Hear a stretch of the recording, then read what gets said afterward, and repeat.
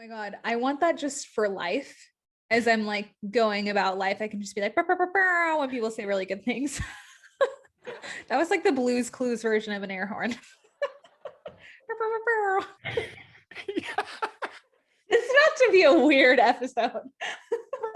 Brr, brr, brr, brr. Mail time. Man, that's throwing it back. Throwing it back. He went to jail, didn't he?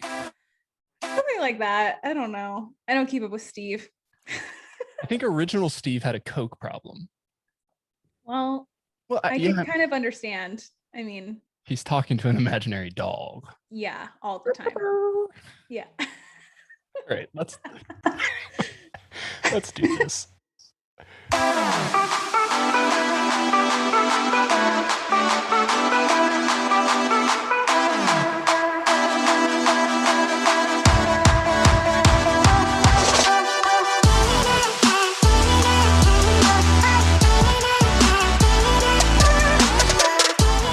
Welcome to Run With Purpose. This is episode number 64. And for those of you that are new to this show, my name is Flores, and I'm so very glad that you found this podcast. Would love if you would subscribe.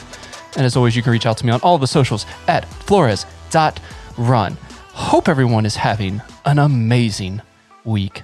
We have a special guest. You know her from earlier this year. I told you we'd have her back on the show. She's back. Katie, thanks for coming back on the show.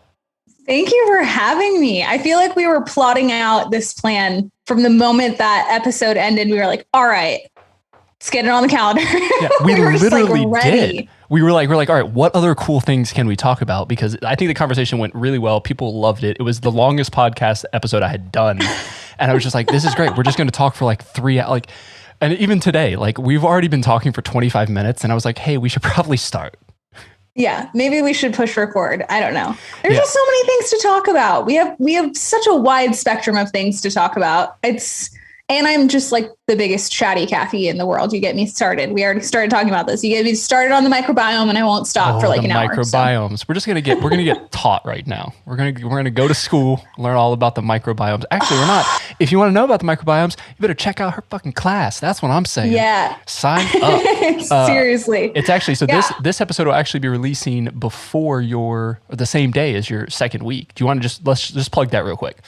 Yeah. So I have a signature program. It's my 90-day group coaching program called the Nourish to Flourish Framework, which is essentially where I break down the entire holistic health framework, all 6 areas. And we learn all about kind of how we're conditioned to think about health and wellness and food, and then actually breaking down the science of what's happening and what actually works within the body. And then basically building a toolkit together in a group coaching format so you can try things on and find what works best for you. So you can ditch the diets, you can stop all the excess stress, you can find more energy finally and like feel vibrant and at home in your body with things that actually work for you. And you get a community of women to do it with. So everyone's building goals together, and it's super fun, super informative. And yeah, I just love it. And we talk about the microbiome. You get to learn all about the microbiomes. Yeah. I mean, if there is only one reason to sign up, it's really that. There's so many good things. I like just, when you have to like pick a favorite child, that's how I just felt right now. I got instant panic where I was like, oh my God, would it be the microbiome or would it be like the mindset portion? Like, I don't know. Like, do you have to pick a favorite child though? I mean, no, but the microbiome is a very good one. Well, I meant like you said, how you have to pick a favorite child. Like, do you think like in general, like, I don't know if they necessarily pick them. I think they just come. That's true. I don't think anyone is forced to. I just feel like there's always that like, oh yeah, like. Oh, obviously. I was going to say Charles is the favorite. I don't even know a Charles. Prince Charles? I don't know. Is that who just died? What was his name? One of the princes. Why are we? Oh yeah. I don't think it was Charles. It was a different royal. I don't keep up on the royals. William, but I don't think it's Charles. Who knows? Edward. I don't know. Yeah, Edward's another one. Yeah. Meghan Markle. I don't know. Yeah. That's not what we're here to talk about today. We're not royal experts. How great of an episode would that be though? Like, hey, neither one of us know anything about the royals. Let's just start telling facts. And you tell me which one's true or not. Oh my God. It's so funny that you say this because this is going to be the episode of tangents, but my partner and I were talking about how it would be amazing if we had an episode where I gave the descriptions of all the video games I've seen him play. Like he would be like, okay, describe this one and like give me the title. And then I would give the description for it to people. And it again, as a person who doesn't know anything other than like what I've seen. Yeah.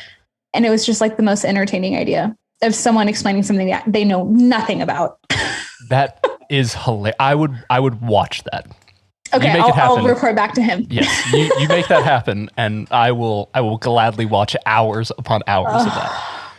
I was going for like 30 minutes the other day. I was like, oh, and there's this one. And he was like, that is not what happens in that. And I was like, yeah. It's a shoot 'em up game, obviously. Yeah. And there's like this monster with this tongue. I don't know, but it was very entertaining. Yeah. So today, if you're not it's not apparent yet, we're talking about accountability. I don't know how you circle back to that, but you did. No idea. It's just like, you know what? It's obvious we're talking about accountability, but we had this, it kind of stemmed from our last conversation.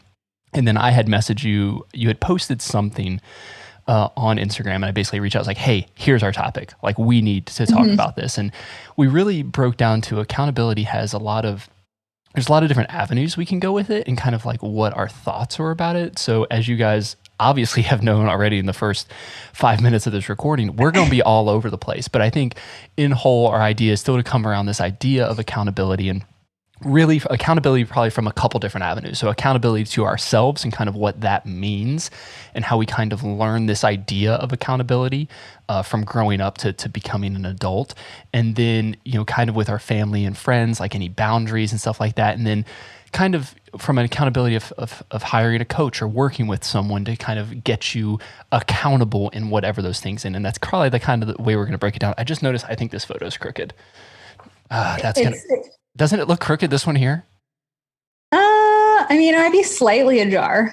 Oh gosh, that's going to annoy me while I'm editing this video. Anyways, I can't look at this. I think now that I'm thinking back to it, the post that spurred this too was, I think it was me talking about what a coach is and what a coach isn't.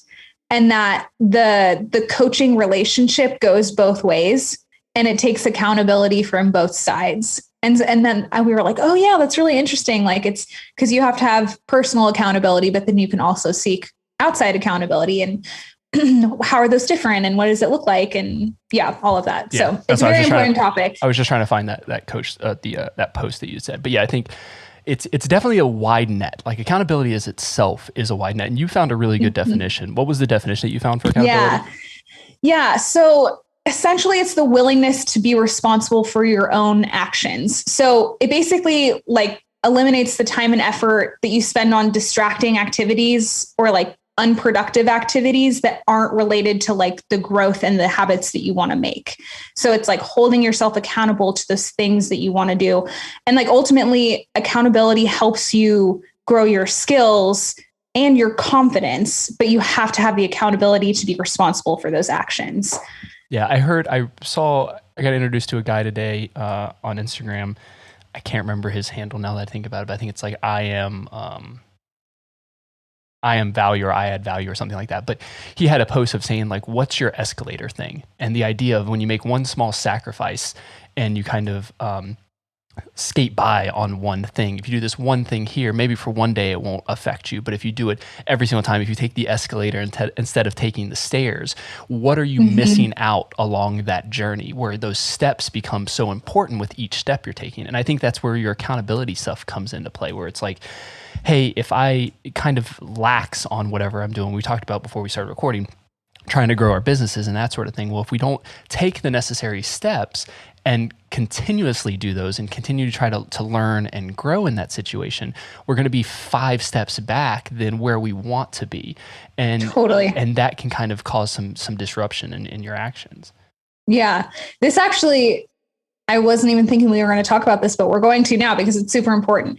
I mean, I think the part of accountability, when people think of accountability, they're like, oh, I need an accountability buddy so I can like do my workouts or whatever. I'm not saying that's bad in any way. That's great. Like everyone needs those, but it's often associated with things that you're like trying to change that you need the most accountability in. But if you think about it, you do things every single day that you are holding yourself accountable to, that you've made non-negotiables. So like every single day, for instance, I get up and I brush my teeth. No one's holding me accountable to do that. The only person that's doing that is me.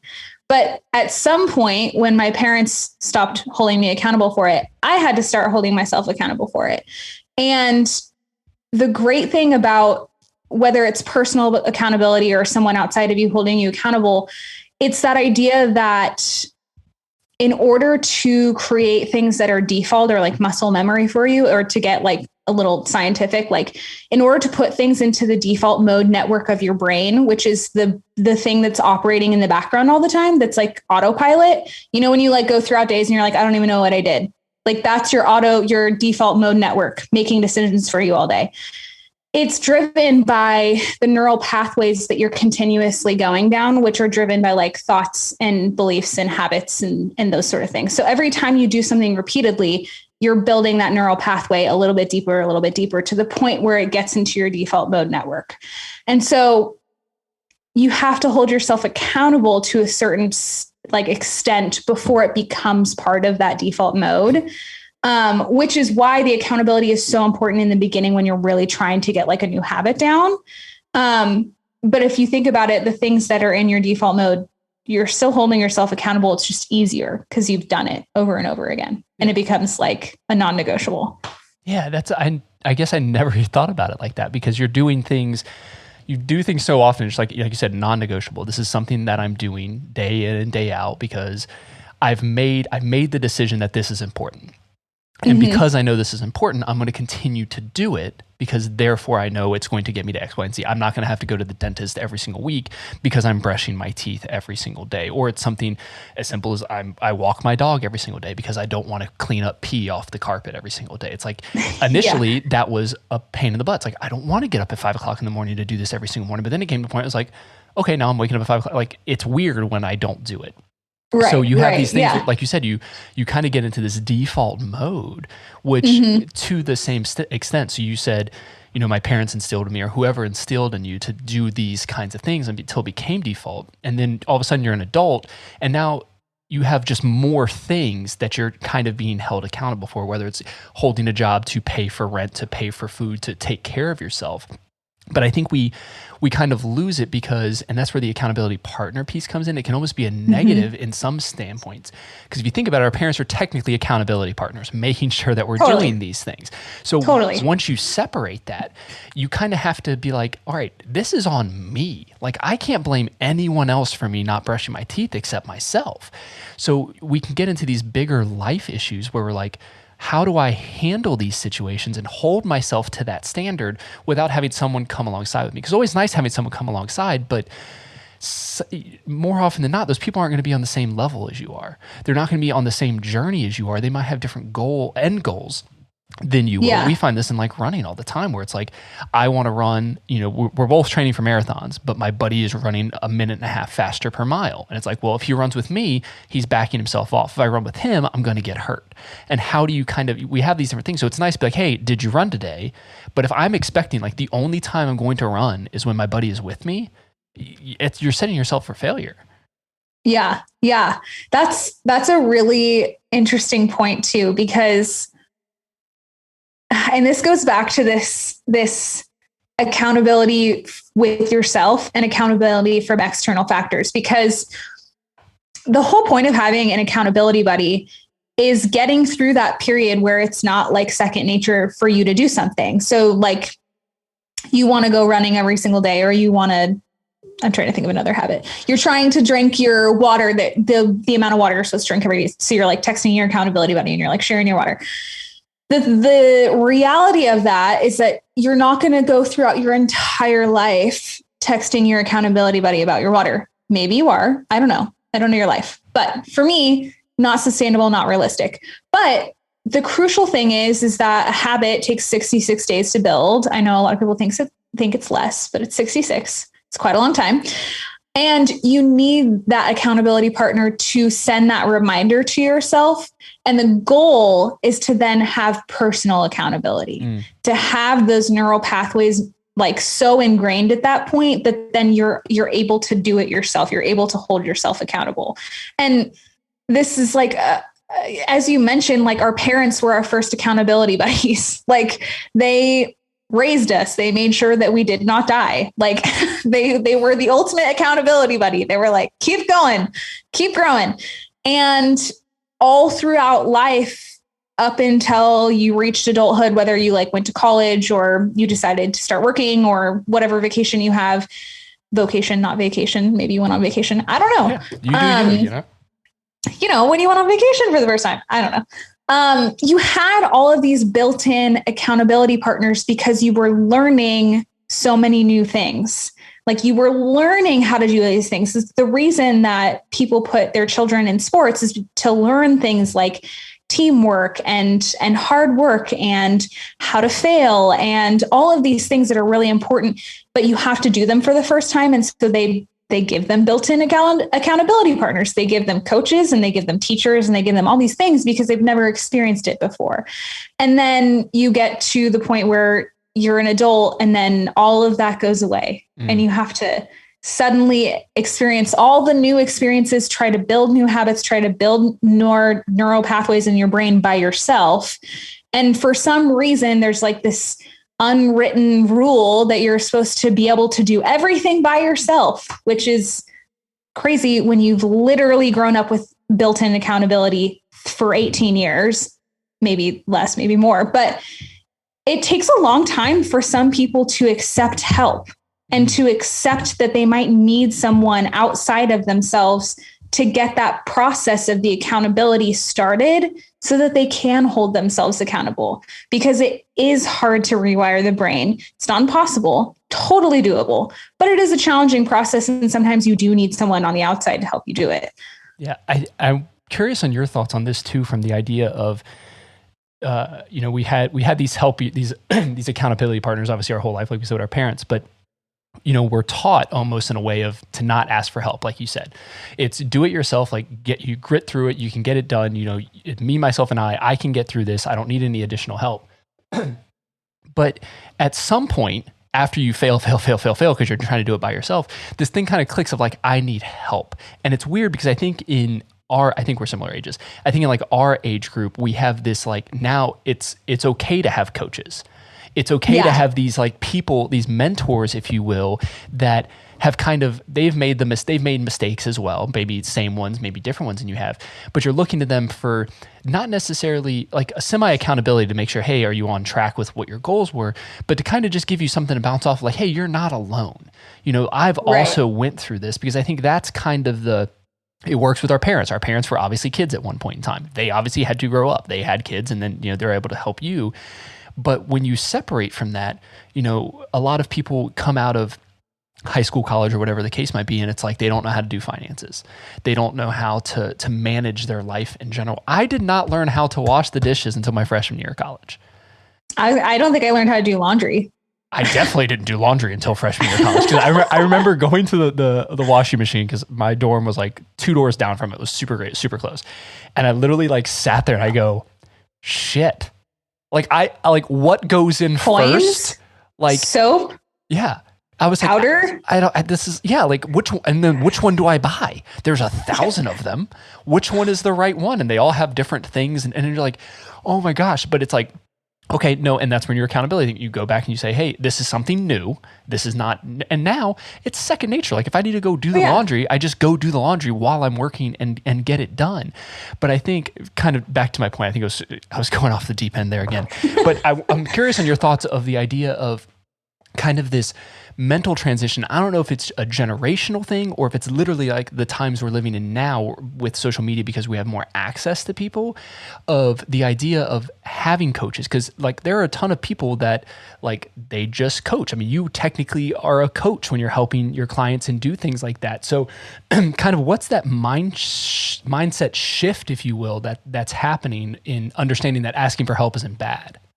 Yeah, that's such an interesting question. I think it's multiple influences. I think Definitely the rise of social media. I think a lot of us think of it as highlight reel, which it is for many people is a highlight reel. But when we have really great people like Brene Brown coming out and talking about this research about brave leaders, and then in order to be a brave, bold leader, you have to be vulnerable. That type of those people that are coming out now and are speaking about this and are training leaders and bosses and executives and all these people about like, actually, in order to be as great as you want to be, you have to be vulnerable and you have to share the shit. I don't know if I can cuss on this podcast, you're good. But the explicit label stays there the entire time. Nice. But it's things like that. It's also, you know, and there are so many examples of that too. Like one of the ones I actually talk to my mindset coach all the time about, this is such a great topic for me too, because as we're talking about this and like, yes, I coach, I am a coach and I help people with these things. I also have my own coaches. Coaches have coaches because I am a recovering perfectionist. And these are things I am also working on. But like one of the people we talk about all the time is Sarah Blakely, the founder of Spanx, and how she grew up with her dad asking her every time she came to the dinner table, what did you fail at today? And she literally took that lesson of like failure is okay in order to be able to build this thriving business. And she leads that way. And like, we have all these people that are starting to come out and sharing that because we have still, it's changing, especially with the pandemic, but we have such a hustle and a grind and a feel no emotions and a keep going and never sleep and just power through and all these things around what success looks like. And that's how you make money, and money is successful, and all these things that have been lined up for us in our society. One that I very much subscribed to, one that I'm still unsubscribing to. Like these are things I still work on, but especially when the pandemic hit and everything kind of froze and we had to question how we operate literally every single business. And everyone suddenly had a year where they were like forced to slow down. And then they were like, oh, there's joy. There's joy out there when you slow down. And I can actually be more productive when I rest and when I find joy. And I don't put my worth in working 16 hours a day. And so I think there are all these things are kind of coming together with these incredible thought leaders and these incredible business people. And this kind of idea that I think we're starting to get to where we're starting to let go of the hustle and the grind. I'm not saying that it's not hard work to build a business or whatever.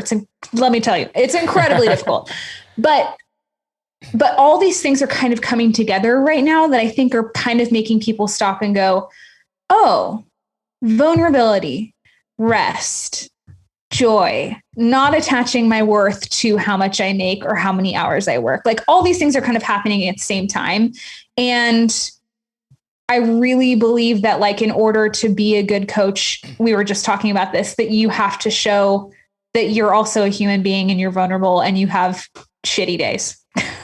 Yeah, you kind of have to, to be a coach, you kind of realize you went through the situation. I used to coach baseball for Little League, and I was 24 or so when I was coaching my first Little League team by myself. And parents were like, these kids are 11, 12. And they're like, you're closer to my kid's age than I am to you kind of thing. Like, why are you coaching my kid? And they're like, you don't have any kids. I'm like, yeah, because I love baseball. I played it so long. And I've been through it. I know what they went through. I know what's going to get them to the place that they want to go, depending on what they want to do. And that's kind of what makes a good coach. Sports just make it easy. Sports makes it easy for an analogy for me. But that's the idea, is you kind of have to share yourself. You have to go through it, and you have to make people believe you went through it. Because, and I think that's my bigger problem with a lot of this hustle mentality is, and you see it through Instagram. Like if you go into your Explore, like if you've ever clicked anything that said the word success in it, you're getting inundated with like every Gary Vee thing that's just like, you need to hustle your ass off and you need to work 80 hours a week if you're going to make $1 million. And you're just like, okay, maybe that's what you need to do to make $1 million a year, but do you need to make $1 million a year? Yeah. That's the question. It's how we define success, because once we can define what success means to us, then you know what you have to hold yourself accountable to.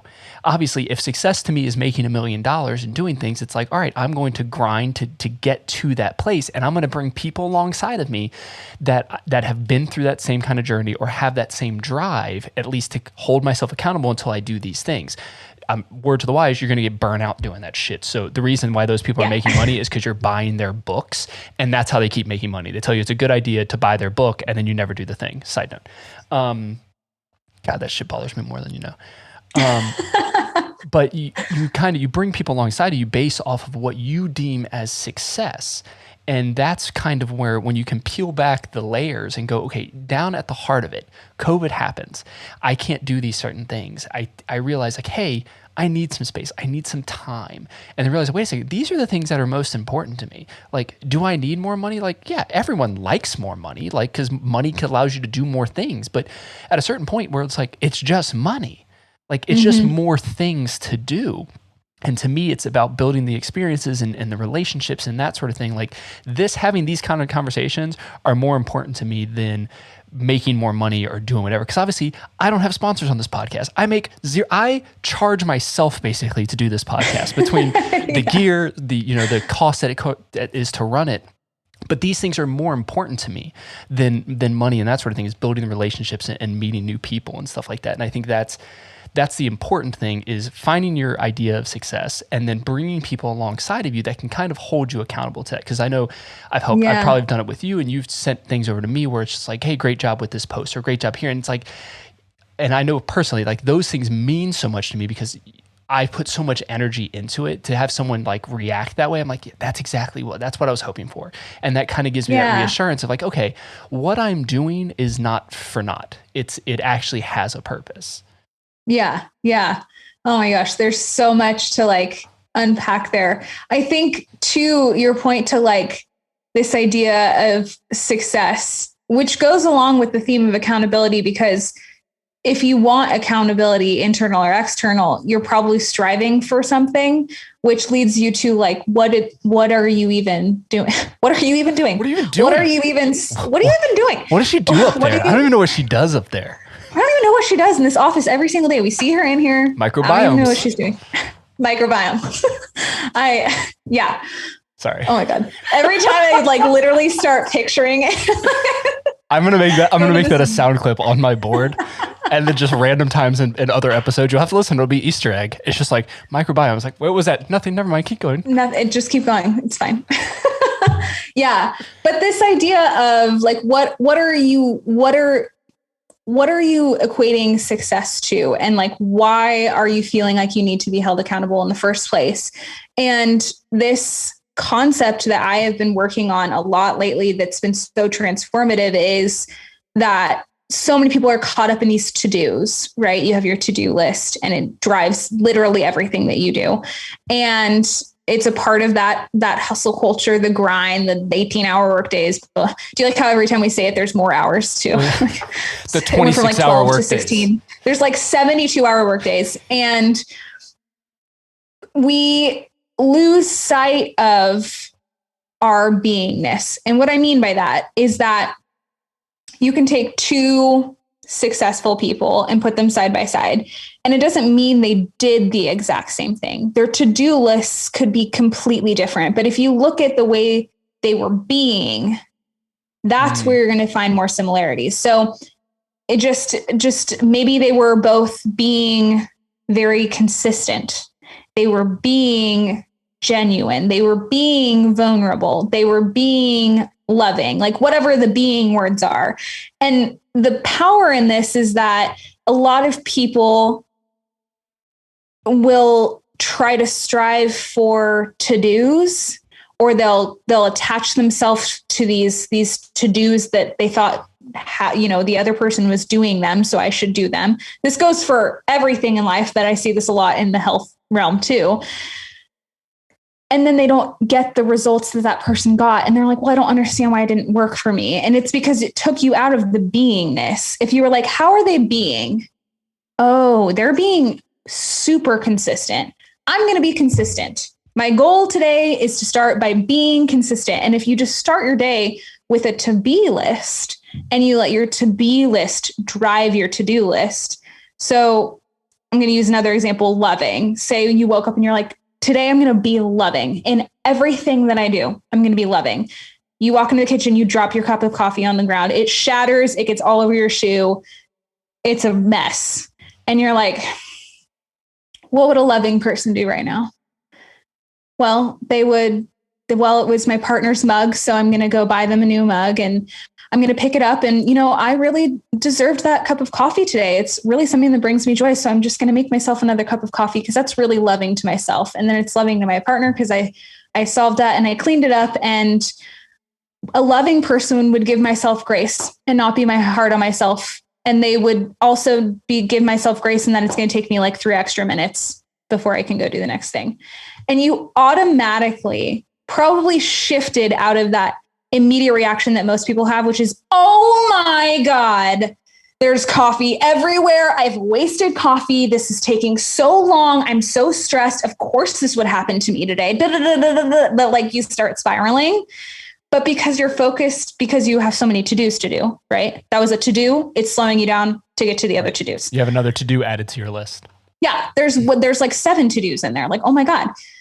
But if you go and you operate from a place of being, it automatically starts shifting you into doing the things to be the person you want to be. And the being the person you want to be is the success.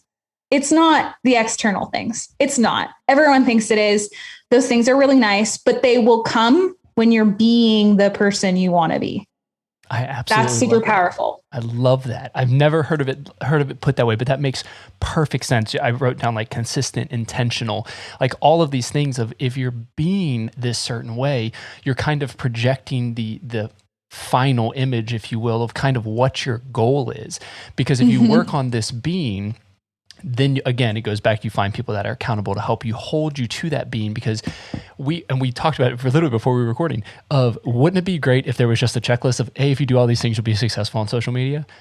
Yeah. Like, just do all of these things, like join these networks, post these things, use these specific hashtags, and people are going to come to your content, and it's just going to be absolutely amazing. But there's not. And the reason why is because there's not one right way to do any of this stuff. It's kind of what makes sense for you. But if you're being intentional with it, being consistent, being proactive, and you're being trusting. If that like the process is working for me. Yeah. Exactly. If you're doing all of these being kind of things, then you're going to get there. Our pastor had some sort of thing. He has some sort of being thing. It's like, it's not about the idea. It's about the doing of the thing. And that's kind of your being idea. It's like, oh, I'd like to be a loving person. And then you're just like, literally, I'm like slamming the door because my wife pissed me off about something. That was my fault to begin with. It's those kinds of things where then you start putting fault on other people. And then it's a downward spiral for sure when you get to that point. And then kind of along the lines with that, we brought this idea up of boundaries and stuff like that with accountability. So we have this idea of, I want to be a certain way, but sometimes you just want to strangle people because they kind of overstep their welcome, if you will, in their what they think is necessarily holding you accountable of something you want to do, or how they expected you to be. Yes. And when they expect you to be that way, and that's not how you are trying to be, you can kind of get this like external force. So maybe we should talk a little bit about that, of like how your friends, and mostly family, it's probably going to be more family than anything, kind of overstep those boundaries when you're talking about accountability. Yeah. And that it's such an interesting and like a much more deep concept than I think people even realize, is that we talked about your parents are your first accountability partners, and they're literally teaching you like how to be a human, and like all of the upbringing is all of the conditioning in the expectations and how they were conditioned, and everything is put into you. So then when you do things that are not in alignment with their things that they were making you accountable for, and it's more in alignment with where you want to go and where you want to grow, there's always going to be tension. And this is like what creates family conflict. Mm-hmm. It's when your parents who were like, I literally raised you so that you would not die. You would have all these values so you could be successful, all of these things, but they're all what they think that looks like. Now, there are things that I think we can all agree with. No one should grow up and be a serial killer. There are things that are bad. I thought you were going to say sailor for a second. Like, no one should grow up be a sailor. Like, that's a very odd, specific thing. Like, really, do we need to break this down? What's your thing against sailors?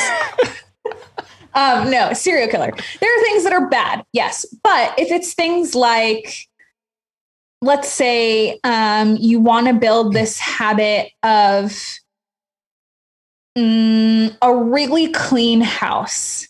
And I'm trying to think of like a good example. I think I'm going to go with this one. A really clean house, and you like it really nice and decluttered. Actually, this is a personal life example. I went through a very big minimalist phase where I started to like get rid of all my stuff. Now, my family, not hoarders in any manner, but like very attached to like giving gifts. Like that is a love language in my family. Like love language is food and gifts. And so when I started like giving away all these things that were gifts, because I was like, this is not in alignment with like my values that I'm trying to like reinstill right now. Oh, so much conflict, so much conflict. But this comes back to boundaries, which are hard, but sometimes by setting the boundaries, it's resetting the expectations. It's not always going to go well, but I find that when you do it and when you honor what is feeling true to you and what feels like in alignment for you, it's a better outcome than letting someone constantly like demolish your efforts. Like that's never going to feel okay. And I also find that like, if, and this is most cases, like if we can find some common ground along the way, it helps heal that kind of process. And it doesn't feel like such conflict over time, because whatever it is that you're trying to do, let's say it's like some health habit, like, oh, I can't stay out at these dinners till 11 p.m. because I'm trying to wake up at 4:30 to go running. And your sibling is not into that. They're like, you're no fun.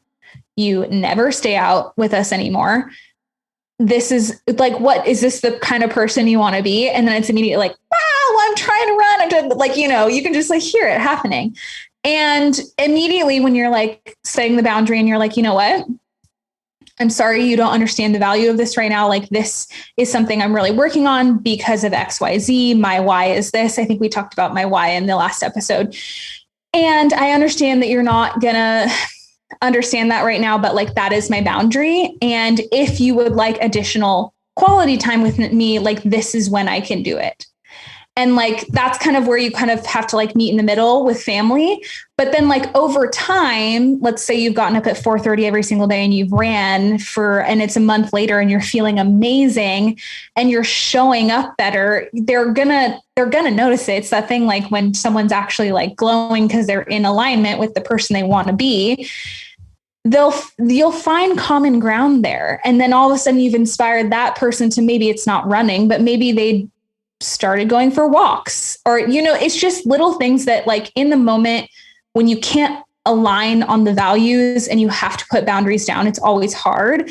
But if you stay true to what feels good for you, most of the time it sorts out and it's fine in the end. But the setting of the boundaries so that it's not a constant conflict and you don't allow it to be a constant conflict. There's something that a coach of mine said, like, no is a complete sentence. No. Do you want to go to that party? No. Do you want to drink 4 beers with me? No. It actually doesn't need explanation. With family, it always feels like there needs to be, and there probably is a little bit that you have to do. But at a certain point, when you've gone over the same thing and you've put down the boundary and you've explained yourself, sometimes no. And then that's it. And like holding your ground and staying true to what feels good for you, what is benefiting you, that isn't, obviously harming anyone else. Right. Yeah. I think you hit the nail on the head there with that last piece. There's going to be some tension there, especially with a no kind of thing, is because just like we talked about with the coaching, we can coach others because we can be vulnerable because we went through something and we're using our experiences to kind of coach people to get better at whatever it is. Well, our parents or our family is like, hey, I've been with you the longest, and I've coached you. These are my experiences. This is what I went through. So this obviously must be the right way, because, you know, they grew up in a home that was, we can use my own personal example because I doubt my dad's going to listen to this, but my dad's real dad left the house when he was like 2 years old. And so his entire, like, growing up, all my dad wanted to do, he was poor. And he was like, oh, my kids are going to have things. But my dad wasn't home very often. My dad worked a lot. I didn't see him very often. And then it kind of get this like separation kind of thing where he's just like, wait a second, like I like yearned for that extra attention and stuff like that. And then, you know, he gets remarried. I have a little sister now that's 18 years younger than me. And he realized it. So now she's getting more of the attention. It took me a while to kind of come to grips of like, well, that's just the different stages of that kind of accountability and the boundaries kind of thing. Don't know necessarily where I was going with that, but people, they have this idea of these are the expectations or the experiences that gave me what I believe to be right. And I'm passing those things on to you. So you should then also repeat that. And don't make any changes to it. But you're like, but you made changes. Like, yeah, but my changes were good changes. Your changes are not. Like, what do you mean you don't want to have kids or you don't want to do this? We talked about this last time when we talked about the minimalist thing. It's like the why, like, are you having kids? No. Well, why aren't you? Does it matter? Like, does any of that matter? Like, because that's not what I want. And it's when you can kind of respect that. And that's where the boundaries come in. And unfortunately, a lot of times it's not. It becomes a contention kind of thing. But you feel like because of your family, you almost have to over-explain where the no isn't enough. But I think I would take a step back from that and kind of sit in that uncomfortable place of like, no, this is what it is. Like, yes, I love you no matter what happens. You're a pain in my ass, but I love you and you're always going to be there for me and I'll be there for you. But in this case, this is what it is. My brother was in Ohio with his father-in-law. He lives like an hour from me. Father lives like a little over an hour away. And my brother was going to come and visit. And he was like, hey, he was doing like a photo shoot for something, which I still haven't found out what the hell the photo shoot was for. And I haven't seen any photos. I feel like you should figure that out. Yeah, I'm like, what? Should we talk about this? I'm like, I'm a photographer. Like, why didn't you? Never mind. But so he was there and he's like, hey, can I come by and change before, because we were going to go out to grab a bite to eat. And he's like, hey, can I come by the house and change real quick and then leave? And I'm like, Bella had just had surgery on her bladder and she's like super anxious. And it's a lot of like, we didn't have visitors coming in just because it was like, it was going to startle her and then she gets nervous and there's just all these things, all these situations. And I was like, no, like, I know it's something simple. You think I'm just going to come over, I'm going to change. I go, but it's not simple. It's going to cause me more headaches. And that literally caused a semi-argument. And then my brother decided to cancel going to dinner because of this. And it's like, you have to sit and I go, you know what? Sometimes it doesn't pan out, but that shouldn't be on you as the person. You should realize like, hey, this is what I'm going after. And that's a whole weird, different example, but same concept is if there's something that I'm staying true in, and this is kind of where I want to be, you hold to that. And if they don't understand that, they eventually will understand it. They'll understand that you mean it in a loving kind of way. You're trying to better yourself and how you see that being better. But, sometimes that takes time. Sometimes there's going to be a little resentment and a little bit of like, what do you mean? Like, why don't you want to hang out with me? Why don't you want to do this? And it's like, well, I have these goals. I have these things I'm doing that I just don't have it. And it's like, hey, if you want to hang out, we can do it in these times, but these are the priorities I've set in my life. And in order to do that, I've made some available time. That's my word for the year, is available. Is I want to be available and have opportunities. I don't want to schedule every minute of every day and say, this is exactly what I'm doing every time. I want to have space, because space is how you can grow. You can learn things about yourself. Just literally sitting in the silence doing nothing is still better than processing every single minute of your day. Yeah, that's such a story that I feel like a lot of people can resonate with too, because the feeling of saying no is never comfortable for the people pleasers. I would be one of those.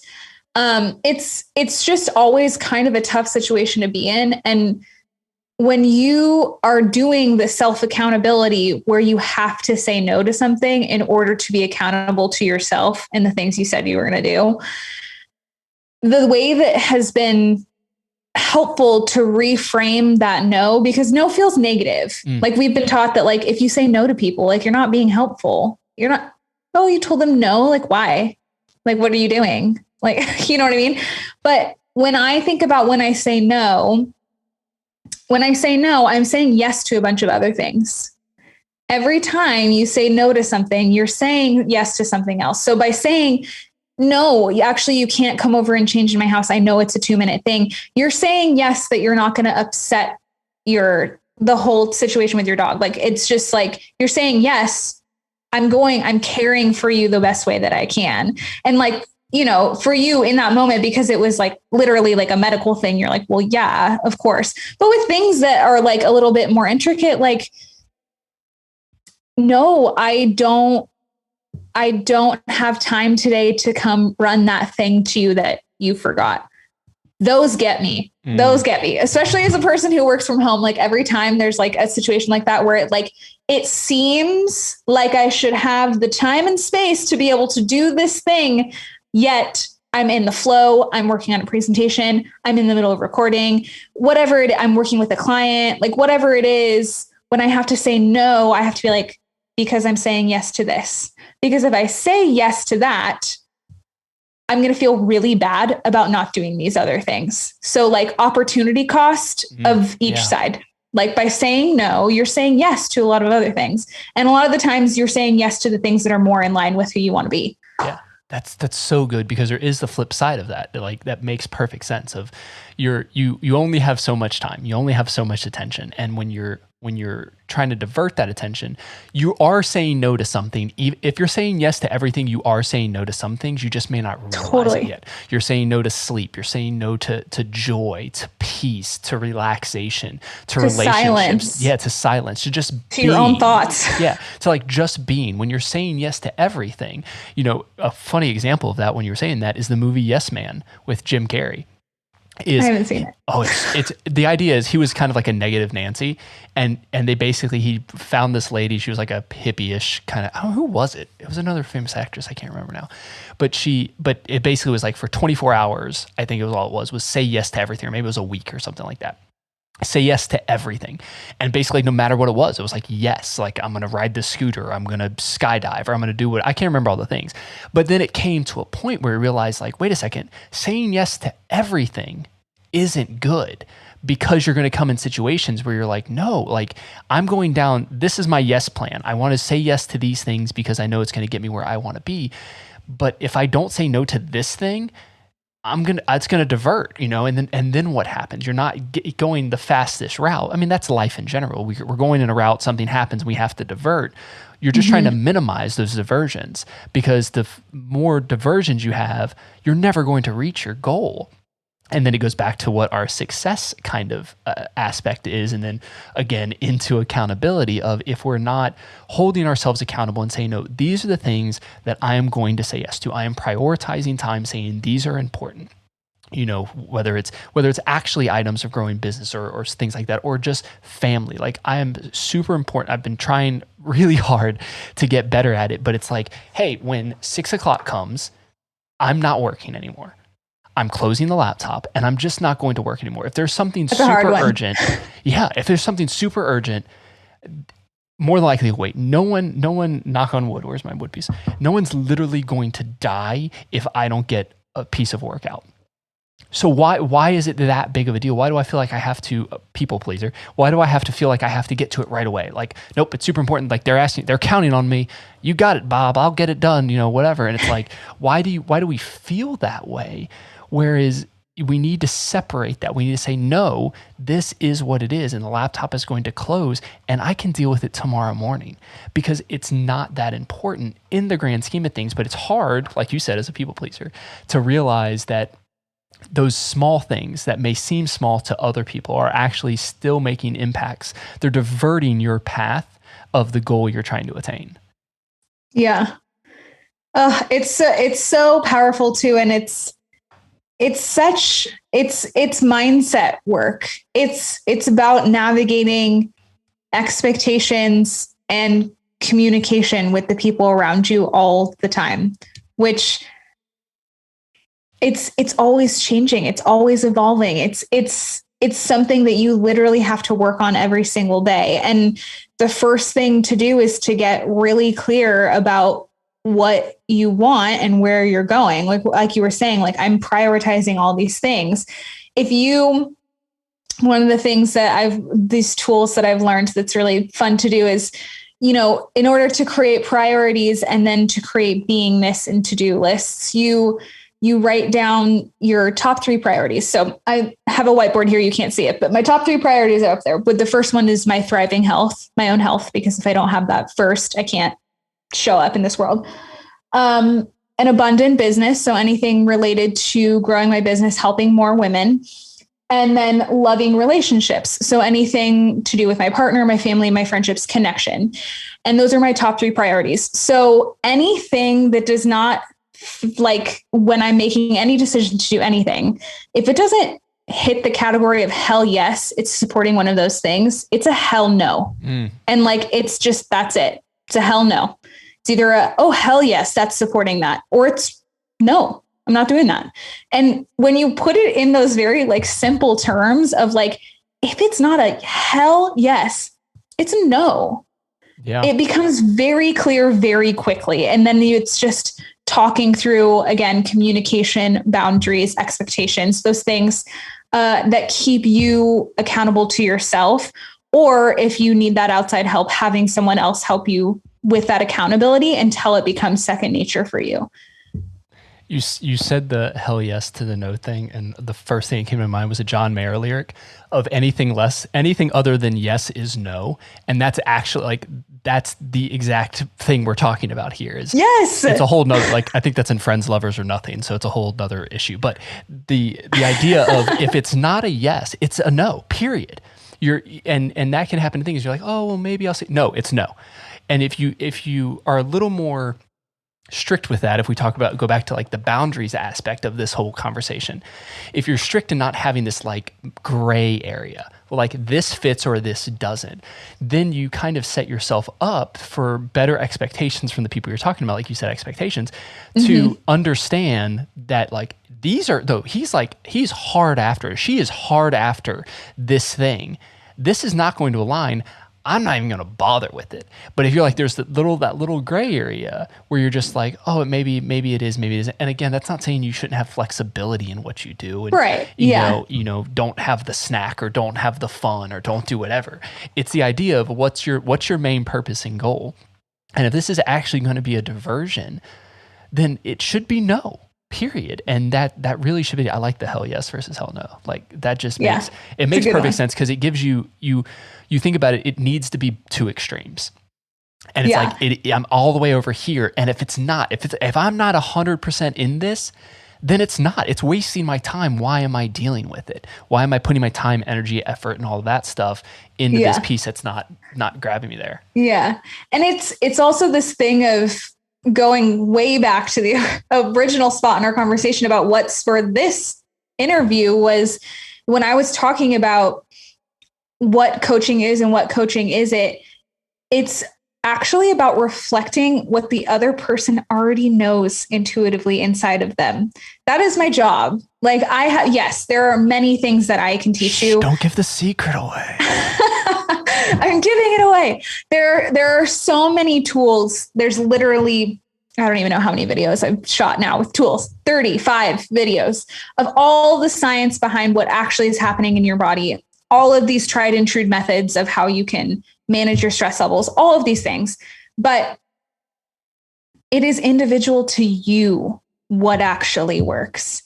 And I am here as a guide, as a person to hold you accountable to the things that actually do work. I'm shining a mirror up to you, what you already know in here, but is clouded by diet culture, by conditioning, by what your parents wanted from you, by all of these things, by what your neighbor Sally's doing, by like literally we're so shrouded sometimes. Don't know if that's the appropriate word. Run with it.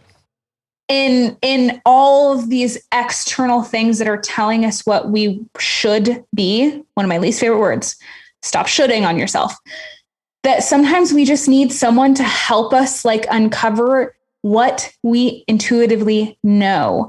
And sometimes doing silly little exercises like that, like the hell yes and the hell no, it's like, sometimes I'll have a client come to me and they're like, well, I don't know if I should do this or if I should do this. And I was like, you have 5 seconds to decide, go. And they're like, well, I want to do that one. And I'm like, great, that's what you should do. Like sometimes it just takes someone else to hold that mirror up, or even just like give you the slightest bit of permission to be like, tune in. What's your body telling you?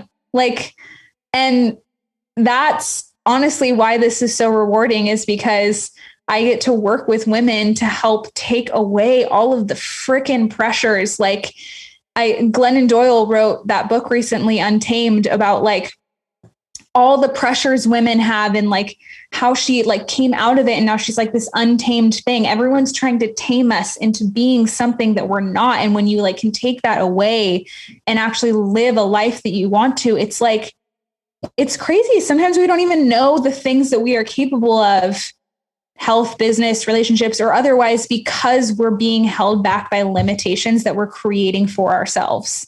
And we just need a little bit of accountability from someone else sometimes to take that away, to align with the person that we actually want to be. Yeah. I think it's interesting you hit a point there of like shining a mirror into people, because people more often than not know the things they should do. They know the steps that need to take to get there. But like you said, because of these external forces that have been put upon us, we either question it, saying, well, there must be a shortcut because it looks like they took a shortcut. Or maybe I'm thinking about it a little wrong, or maybe my ideas are wrong, or that sort of thing. So you kind of need this person to kind of just give you like, no, you're right. Or like you said, sit in it. You had this, we talked about it before.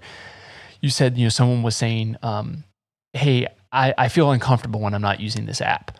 And you're like, okay, like, what am I supposed to do? You're like, well, sit in it. Sit in that discomfort. Why is it uncomfortable? Why are you afraid of this? And sometimes it just takes someone else literally telling you that. Because if you do it to yourself, you're just like, you just run through the ideas and you're just like, wait a second, it's because I'm wrong, I'm stupid, I'm dumb. This is what's happening. There's something wrong with me. I need to change X, Y, and Z to be like this person or that person. But all you need is someone to come alongside of you and just go, what do you think about that? Again, obviously sometimes you're giving answers. You're like, hey, they have questions, you're providing answers, but it's a lot of turning it back and go, well, what do you think about that? Where are you feeling with that? What is that? And that's really all it is. And that's, to me, is what a good accountability person is as an adult. Obviously, we talked about parents, making sure you don't die. But outside of that, a lot of these things are, what do you think about this? How is this making you feel? Can you be in that moment? And I think, not to downplay, I'm probably gonna piss somebody off with this, but oh well. Not to downplay like depression and anxiety and those kinds of real issues, but a lot of that really is, why are we holding ourselves to someone else's standards or what they believe of how I should feel? This is what it's like to feel normal. That word kills me, because it's like, what normal is being like everybody else. And who wants to be like everybody else? That's stupid. I play this music, we dance in the area. Yeah. Go ahead. Is bananas to me, because there literally is no normal. Like, what I bet if it doesn't matter what area we're talking about right now, if you named what normal was, like, you can't define what normal is. If you tried to tell me what a normal body type looked like, guess what? That's influenced by diet culture, not real. Like, literally, there are so many things that you think are normal. The path to success is climbing the corporate ladder. It's simply untrue. There are so many entrepreneurs. It was normal for 50 or 60 years. Yeah. Like, there is no normal, and that's very uncomfortable to accept. It's like, it's something that I personally am working on, sitting in the uncomfortableness of like finding my own measures of success. It's like, it's just, especially when you're an entrepreneur, like, what I was taught was success does not align with what feels good for me. And it's sitting in the uncomfortable stuff. And like, to be totally vulnerable and candid, like, this past week was one of the hardest weeks for me, because I have been sitting in my shit. Like, and it's hard. And this is really a good testament to the work of coaches, because I am a coach and I'm very good at being a mirror for someone else. But sometimes I can't turn that back and do it for myself. It doesn't work that way. That's why I do it for other people. I have my own coaches, my own support system who do that for me. And because I'm a coach, I know the importance of it and I know how much it can work. But it doesn't make me better than anyone else because I am a coach. It just means I understand the tools and I've mastered how to work with people so that I can be that mirror. But I can't be that mirror for myself. And it goes back to that thing of like, when you turn 18, you're supposed to have it all figured out. Like, no. Just coaches don't have it all figured out. I hope people don't think that because we don't. Yeah, no we clue. don't. I don't know anything just about the microbiome. Just all the microbiomes. You have a question about microbiomes? Got you. But yeah. The idea of normal is we're all looking for a baseline. That's really what it is. We want to be able to compare ourselves. Like, okay, at this thing, whatever that thing is, am I better or worse? Where do I sit in that? And the problem is when we define what that normal is, or we let culture define what that normal is, you kind of go on this, like, it ebbs and flows. Like different things are normal for different periods of time. You talk about the body thing. I've seen a ton of things where it's like, hey, depending on what country you're from, I saw this one picture, it's like a woman's face and it says, this face is considered beautiful in the different cultures. And it's like it's like different regions of the world. There's like 15 of them that they put. And it's like, yeah, you're like certain things don't look like our American version. Or they don't look like something else. And that's when we try to say, oh, wait a second. No, well, that person's ugly. And again, I'm pissing people off because I'm judging people. But you have this thing where you're like, this is not my idea of beauty. But you're like, wait a second. Half the population finds this idea of beauty. And you're like, wait, well, then maybe I'm not normal. Because if I'm in the minority, I'm technically not normal because I'm now different than the majority. And you're like, wait a second, this doesn't make any sense. So once we can kind of separate from that needing a baseline and being able to judge ourselves accordingly of your worth, if you're using an external force to determine your worth, stop it now. Because you're never going to be satisfied with anything you're doing, anything about yourself. If you're looking outside and saying, that is what success is, that's what beauty is, that's what I want what they have, and that's the only thing I'm going after, because that's where I'm judging myself. If I'm not that, I'm less than, and that's a very, very shitty place to be. Oh yeah. It's something I deal with. Like it's sometimes people think it's like kind of woo-woo, the whole like, you have to be your own inner guide and you have to like follow your intuition. And I use the word alignment a lot because I really am passionate that that's the best way to describe it. Like, you have your own path in life, your own journey that your whole being is telling you to do. And some people will ignore it their entire life. And then they get to their deathbed and there's all the studies that are people like, I wish I would have spent more time with my loved ones. I wish I would have done this. I wish I would have. Oh my goodness. Don't get to that place where you end up at the end of your life and you wish you would have done all these things. You have to, not that it's an easy process because it's not, but you have to start, I always say, slow down to tune in, to really listen to what feels like it's in alignment with you. What does success feel like? Does it feel like not being tied down to a certain location and being able to be nomadic while you work? Does it feel like having and raising a family by choice and not working? Does it feel like not working in the corporate sense? I should be clear about that.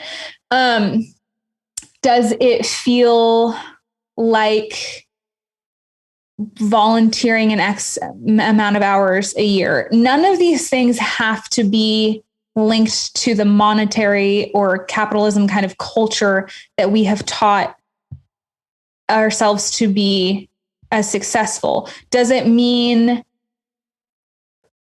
like carving out a certain amount of time per day where you're just like by yourself? Does it like, there are just so many there are so many options to you available to be considered as successful. The only person that gets to decide that is you. The only person who gets to decide if external forces change that is you. It all comes back to you, self-accountability, and finding out what really works for you. I love it. I like how you wrapped it up with a bow, though.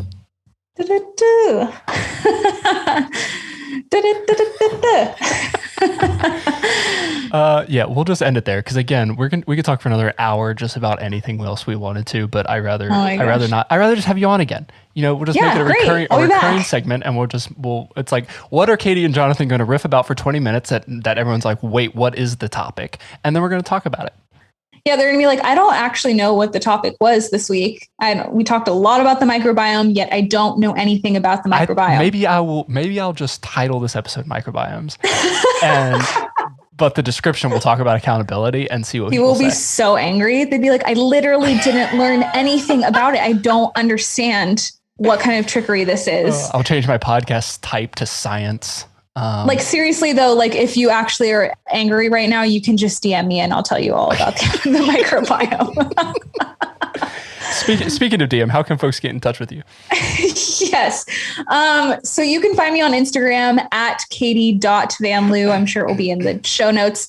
That's where I spend a lot of my time. I literally DM people all the time on there. I'm doing lives. So I'm doing literally free coaching on there. I'm putting up helpful posts that you can save for later, sometimes about the microbiome, sometimes about other things. And you can pretty much find out about any of the offerings. Right now I'm doing a free webinar series. But I also have my course coming up, my signature course that I was talking about, my 90-day group coaching program, the Nourish to Flourish framework. So you can go there to find out all the details, or you can visit my website, which is www.katievanloo.com, and you can find out all the info there. Perfect. And yes, all of those things will be in the show notes. Katie, thanks for being on the show again today. Thank you so much for letting me go on all of my tangents. Hey. People are in for it, so it is what it is. But all right, to everyone else, where's my button? There it is. Helps if you hit the button if you want the music to play. I'm like, where's that button at? You can reach out to me everywhere on social media at flores.run. I'm on the Clubhouse now. That's a thing. If you guys use that, would like to have some conversations on Clubhouse, you can reach out to me there. Same username. Subscribe, leave a review for the podcast. It helps people know that you like conversations like this. If you want Katie back on the show, give us some love. Let it know, because I enjoy having her. If it's literally just for me, that's cool too, because I just like talking to her. You visit my website at www.flores.run. It's where you can find the blog post, previous podcast videos. They're on our YouTube channel, but I linked them all there so you can see them in a single spot to get everything there. Hangry gear, don't forget it. You see it here. We got the Hangry sweatshirt. We got the Hangry hat. This isn't for sale, but if you want it, we might put it for sale. It's pretty baller. I like hats. Yeah. Oh, I might have to worry about getting you a hat, but thank you so much for joining me today. Remember to keep running with purpose, one step at a time. See you guys next week.